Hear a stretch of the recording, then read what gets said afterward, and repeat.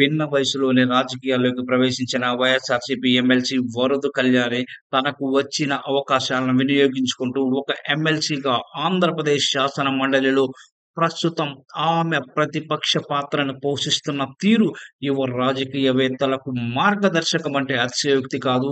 శాసన మండలిలో మాట్లాడిన, పార్టీ సమావేశాల్లో ప్రసంగించిన, మీడియా సమావేశాల్లోనైనా ఆమెకు ఒక ప్రత్యేక ముద్ర, శైలి అనేది కనిపిస్తోంది. తాను చెప్పదలుచుకున్న అంశాన్ని సూటిగా, స్పష్టంగా చెబుతున్నారు.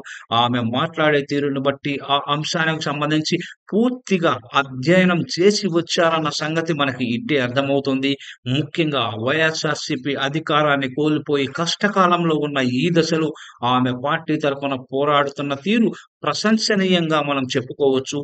పార్టీ అధికారం కోల్పోగానే 5 ఏళ్లు పదవులు అనుభవించిన పలువురు నాయకులు పార్టీకి గుడ్ బై చెప్పేసి ఇతర పార్టీలకి జంప్ చేశారు. పార్టీ ఇచ్చిన రాజ్యసభ స్థానాలకు రాజీనామా చేసి వేరే పార్టీలకు వెళ్లి మళ్ళీ రాజ్యసభ సభ్యులుగా ఎన్నికైన నేతలు కూడా ఉన్నారు. పార్టీ అధికారంలో ఉండగా అనేక పదవులు అనుభవించిన నాయకులు కూడా ఈ విధంగా జంప్ చేశారు. అందులో వాసిరెడ్డి పద్మ, పోతుల సునీత వంటి మహిళా నాయకులు కూడా ఉన్నారు.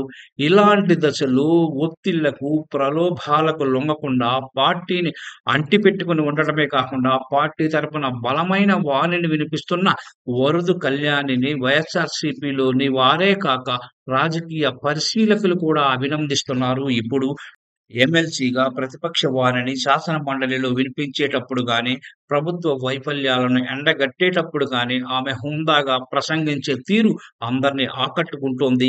ఇటీవల శాసన మండలిలో గవర్నర్ ప్రసంగానికి ధన్యవాదాలు తెలిపే తీర్మానంపై ఆమె ప్రసంగించిన తీరు, మంత్రి లోకేష్‌ని ఇరుకున పెట్టిన చాణక్యం పార్టీలో పలువురిని ఆకర్షించింది. అలాగే బయట మీడియా సమావేశాల్లో కూడా ఆమె ప్రభుత్వ వైఫల్యాలు ఎత్తి చూపుతూ చేసే సహేతుక విమర్శలు అధికార పార్టీ నాయకుల్ని గుక్క తిప్పుకోకుండా చేస్తున్నాయి. పార్టీ కోసం అటు శాసన మండలిలో, ఇటు బయట ఒక ఆడపులిలా పోరాడుతున్న ఆమెను పార్టీ గుర్తించాలని, భవిష్యత్తులో ఇటువంటి వారికి మరిన్ని అవకాశాలు కల్పించాలని నాయకులు కోరుతున్నారు. పార్టీలో యువతకు ఇన్స్‌పిరేషన్ ఇస్తున్న ఆమె రాజకీయ ప్రస్థానం కూడా చాలా పేర్కొనదగింది. ఆమెను జగన్ కాపాడుకోవాల్సిన బాధ్యత ఇప్పుడు ఎంతైనా ఉందని మనం చెప్పుకోవచ్చు.